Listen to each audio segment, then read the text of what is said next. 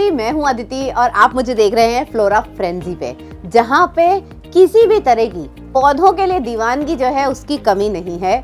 और मैं देश दुनिया सब जगह घूम घूम करके आपको जो भी मुझे नायाब चीज़ दिखती है वो मैं आपके सामने लाती हूँ और मुझे लगता है कि आपको पसंद आ रहा होगा। So today I have come very near to my house in Jaipur और मुझे नहीं पता था कि मेरे घर के इतना पास मुझे इतनी प्यारी सी एक छत मिली है जहाँ पर कि कुलभूषण शर्मा जी जो हैं उनका एक बहुत ही सुंदर बॉन्जाई गार्डन है। So without wasting time let's meet Kulbhushan ji. आइए सर। नमस्कार। नमस्ते नमस्ते। थैंक यू फॉर मेरी छत पे आपका बहुत बहुत धन्यवाद। मुझे यहाँ आकर के बड़ा अच्छा लग रहा है। एक तो इतनी साफ सुथरी और इतनी वेल ऑर्गेनाइज्ड आपकी जो छत है वो है, और एक एक प्लांट जो आपने यहाँ पर लगाया है इतने तरीके से, इतने प्यार से, और जितनी कलात्मकता से आपने उनको लगाया है वो बहुत ही सुंदर लग रहे हैं। सो हमारे व्यूअर्स को आप बताएं सर कि आप कब से बॉन्जाई आर्ट के शौकीन हुए, ये कैसे आपका शौक जो है वो जगा और कब से आप बॉन्जाई बना रहे हैं? गार्डनिंग तो 30 साल से मैं कर रहा हूँ जी, लेकिन बॉन्साई 20 साल से कर रहा हूँ मैं। 20 इयर्स से सर बॉन्जाई बना रहे हैं। और सर कैसे इंटरेस्ट जागा आपका बॉन्जाई में? गार्डनिंग करते करते ऐसा लगा जी कि मैं पानी देने और खाद देने के अलावा करता क्या हूँ। अच्छा जी। तो मुझे कुछ करना चाहिए। हाँ, मेरा आर्ट भी तो आना चाहिए इसके हाँ, अंदर। कुछ अलग दिखना कुछ चाहिए, अलग दिखना कुछ चाहिए, मेरा आपकी पार्ट पर्सनल फील। मेरा पार्ट होना चाहिए, मेरी कुछ फीलिंग्स आनी चाहिए। हाँ करेक्ट। तो फिर बॉन्साई की ओर मेरा झुकाव हुआ जी और फिर मिस्टर बी के पारिक से मैं मिला, जी तो उनसे मैंने ये प्राइमरी शिक्षा उनसे ली। जी। तो 20 साल पहले जब आपने, मतलब आज तो आई थिंक जितने भी लोग यहाँ व्यूअर्स भी हैं और वो बॉन्जाई बनाना चाहते होंगे तो आज तो सबसे पहले यूट्यूब खोलते हैं और उसमें से बॉन्जाई का बेसिक लिखते हैं और पता पड़ जाता है। तो आपने 20 साल पहले कैसे शुरुआत करी बॉन्जाई को सीखने की? बस पेड़ बनाता था और मारता था। जी बिल्कुल सही बात जी। फिर थोड़ी एक दो किताब हाथ हाँ, लगी, जी उससे पढ़ा। हाँ, जहाँ कहीं भी मटेरियल मिला वहाँ से पढ़ा। जी। फिर धीरे धीरे सीखा। हाँ, फिर थोड़ी शिक्षा मेरे को जो है पारिक साहब से मेरे को काफ़ी हेल्प मिली, थोड़ी नहीं बहुत हेल्प मिली। हाँ, हाँ, हाँ, फिर मैंने नाइजल सैंडर्स हाँ, और पीटर चैन उनकी वीडियोज देखी जी तो उससे काफ़ी हेल्प मिली मेरे को। ओके। सो मुझे सर पहले भी बता रहे थे कि जब शुरू में कुछ नया करने की सर ने सोची कि मेरा पर्सनल फील आए उसके अंदर, तो उस समय में बहुत सारी किताबें भी नहीं मिलती थी। कुछ किताबें मिली, वहाँ से आपने देखा कि भाई जड़ काट करके ऐसा कुछ बनाते हैं और इतने पौधे मरे सर के कि डेफिनेटली जब शुरू करते हैं हमेशा बॉन्जाई के बारे में ये कहते भी हैं कि आपने तो उसकी जड़ काट दी तो ग्रोथ ही रुक गई, इसलिए बॉन्जाई जो होता है वो अशुभ होता है और ऐसा होता है, बॉन्जाई अपने घर में नहीं रखना। यहाँ तक कि मैं आपको बताऊँ, जब मैंने गार्डनिंग एक्टिवली मेरी शादी के बाद शुरू करी और मेरे बच्चे हुए तो मेरी मदर इन लॉ ने मेरे से बोला कि देखो बॉन्जाई घर में मत रखो, बॉन्जाई रखने से ना बच्चों की हाइट नहीं बढ़ती है।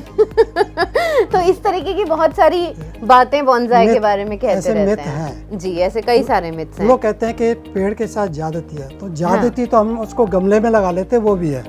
So true. जी एकदम।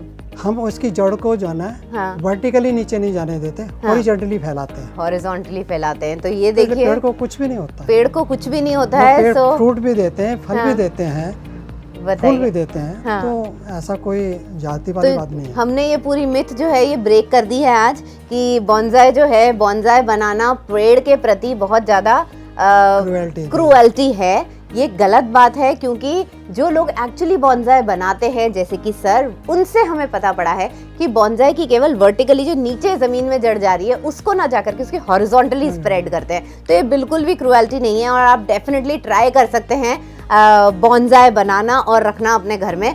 बिल्कुल भी आपके बच्चों की हाइट उससे किसी भी तरह से रुकेगी नहीं। ओके। हाँ, तो सर हम मुझे और बता रहे थे कि कई सारी उन्होंने किताबें देखी। उस समय वीडियोस 20 साल पहले इतने नहीं होते थे, फिर किताबों में देखने के बाद में आपको पारिक जी मिले, तब जा करके आप कुछ सीख पाए। फिर जब आपने उनसे सीखा उसके बाद कोई पेड़ मरे? नहीं, उसके बाद नहीं मरे। बिल्कुल जी। तो सर आज हम आपकी छत देख रहे हैं, तो इसमें कितने बॉन्जाई ऑलमोस्ट होंगे? इसमें करीब 85 के करीब बॉन्जाई हैं। 85 बॉन्जाई हैं। 30 स्पीसीज हैं। अच्छा, 30 स्पीशीज की 85 बॉन्जाइज आपने यहाँ पर बनाए हैं। और चलिए हम सर के बॉन्जाई देखना भी शुरू करते हैं और फिर हम जानेंगे कि सबसे पुराना बॉन्जाई जो सर के गार्डन में है वो कौन सा है। और ये अरेलिया है, अरेलिया का जंगल बनाया है ये।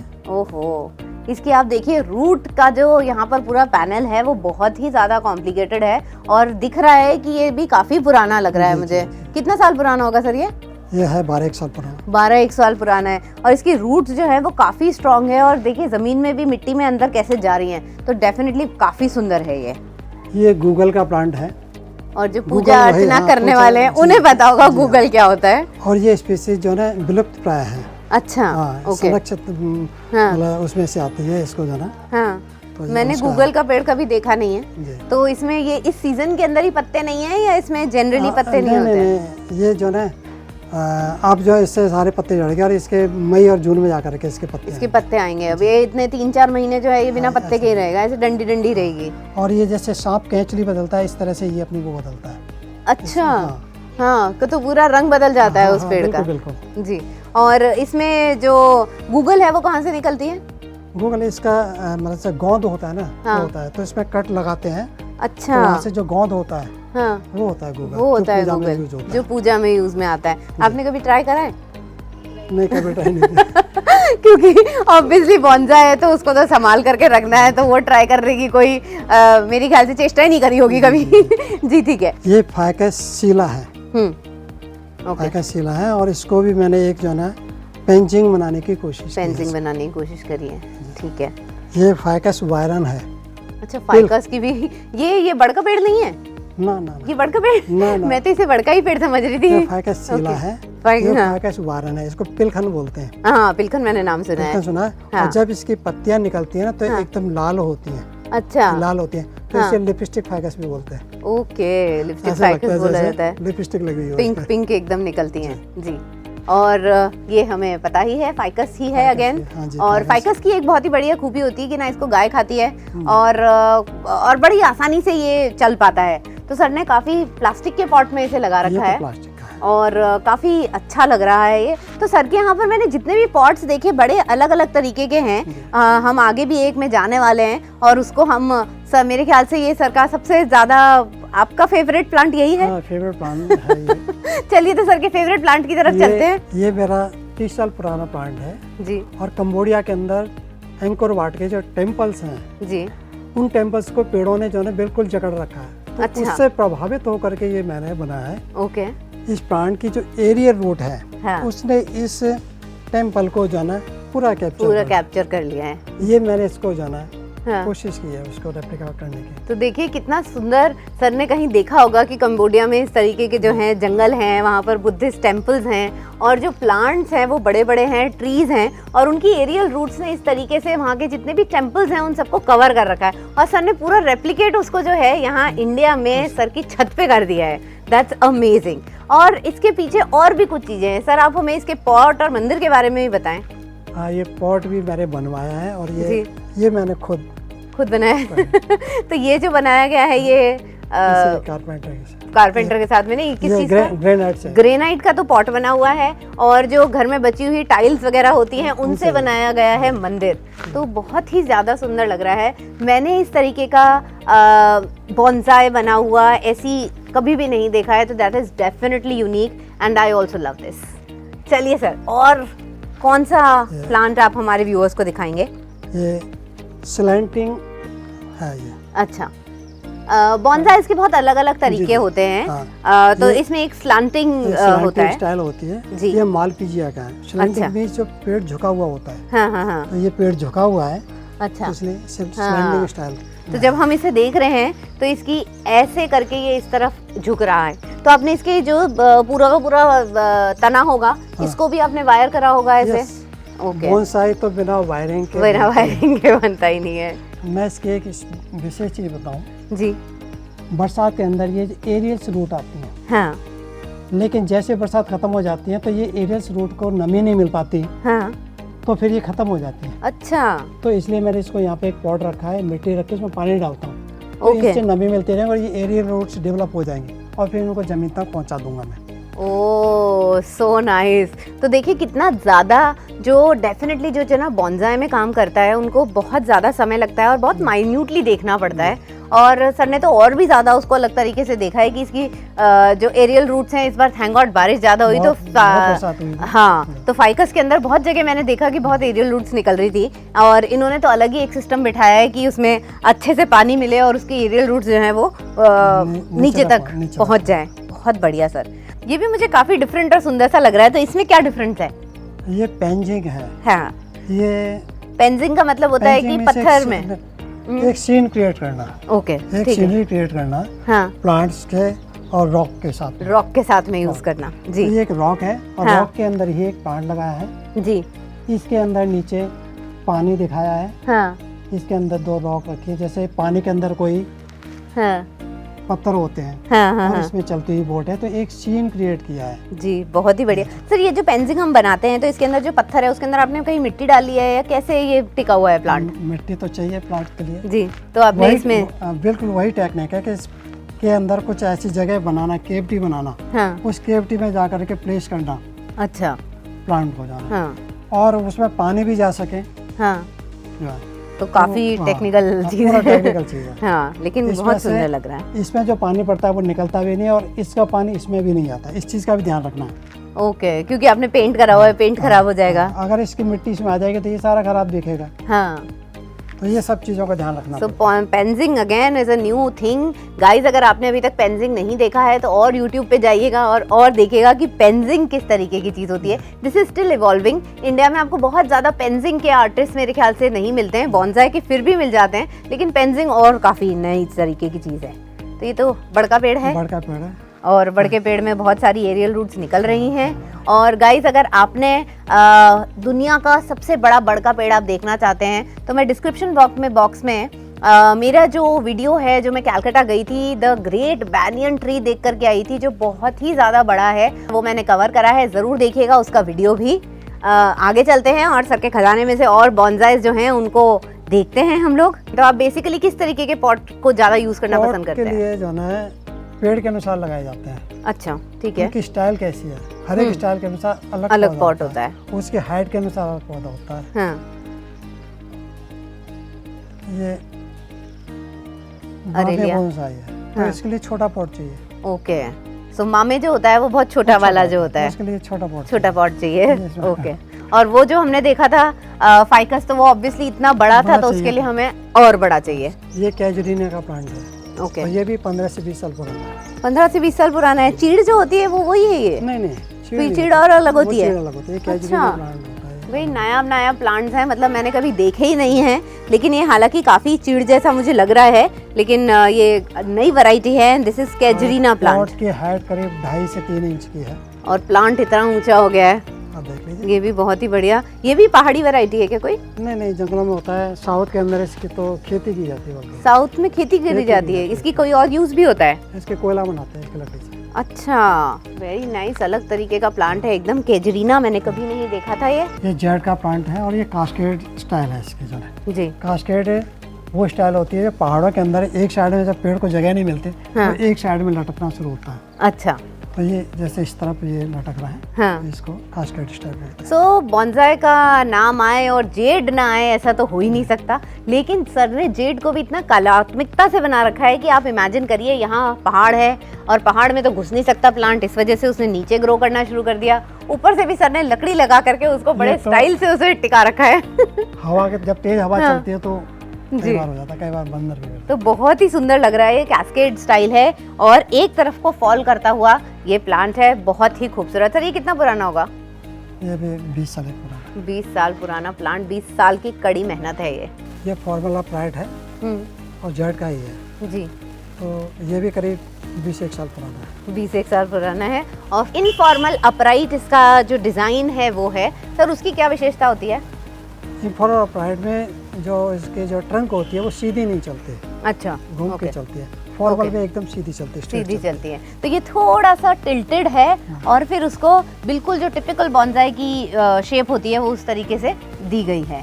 So very very nice. और इसी मौके पे मैं आपको एक बहुत ही स्पेशल गेस्ट से मिलवाने वाली हूँ क्योंकि हमेशा क्या होता है कि गार्डनिंग कोई घर में अकेला तो करता नहीं है, सबको हम लगा लेते हैं अपने साथ में। सो कुलभूषण जी के साथ में भी उनकी वाइफ हैं जो उनके साथ में लगी रहती हैं। मैम प्लीज़ आइए और हमें कुछ बताइए। तो ये है निरुपमा जी, सर की वाइफ। और मैम आपका कैसा एक्सपीरियंस रहता है, जो एक मेरे ख्याल से गार्डनर्स जो होते हैं और जिनके पास इतना कलेक्शन होता है वो सब थोड़े दीवाने से होते हैं, तो सर के बारे में आप क्या कहना चाहेंगी? मैं तो ये कहती हूँ अब बहुत हो गया, अब मत लो।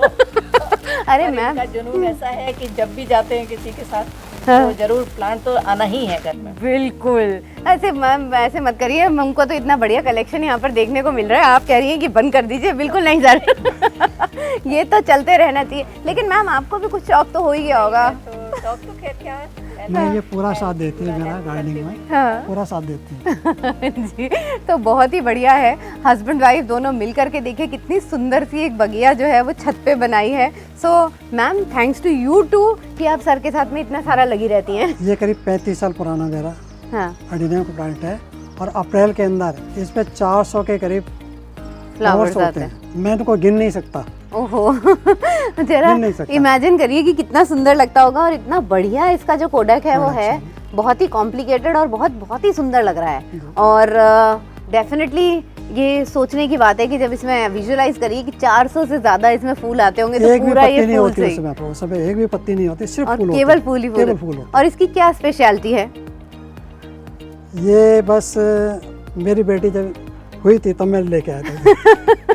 सो सर की जब डॉटर हुई ऑलमोस्ट 34 इयर्स बैक, तब सर ने ये प्लांट लगाया और उनकी तो शादी हो गई, वो चली गई, ये प्लांट अभी तक यही है। और हम आशा करते हैं कि ये सर के साथ में हमेशा जो है यहीं पर रहेगा। तो मैं इतनी सारी जगह घूम घूम करके इतना सारा कंटेंट आपके लिए लेके आती हूँ। जो भी मुझे नायाब मिलता है मैं सब चीज़ें आपके सामने पेश करती हूँ। आई होप आपको मेरा कंटेंट जो है वो पसंद आ रहा होगा।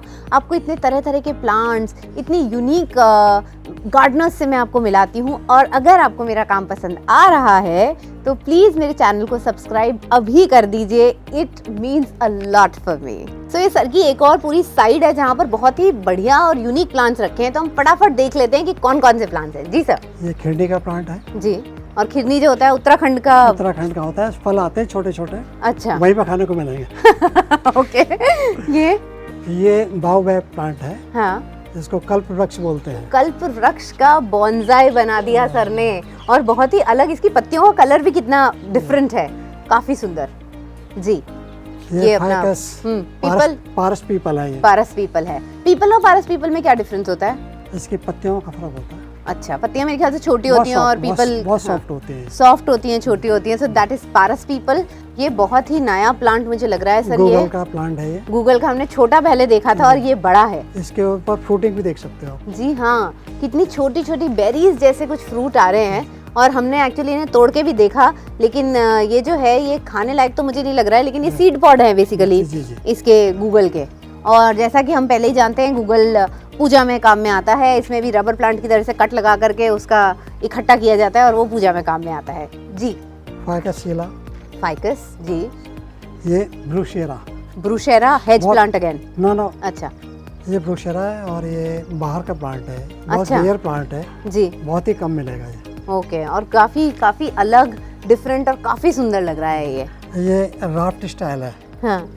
नेचर के अंदर कोई पेड़ गिर जाता है जी, तो वहीं से उगना शुरू हो जाता है। तो ये पेड़ यहाँ से गिरा है जी जमीन पे। हाँ। इसने यहीं से अपने आप को सर्वाइव करना शुरू कर दिया।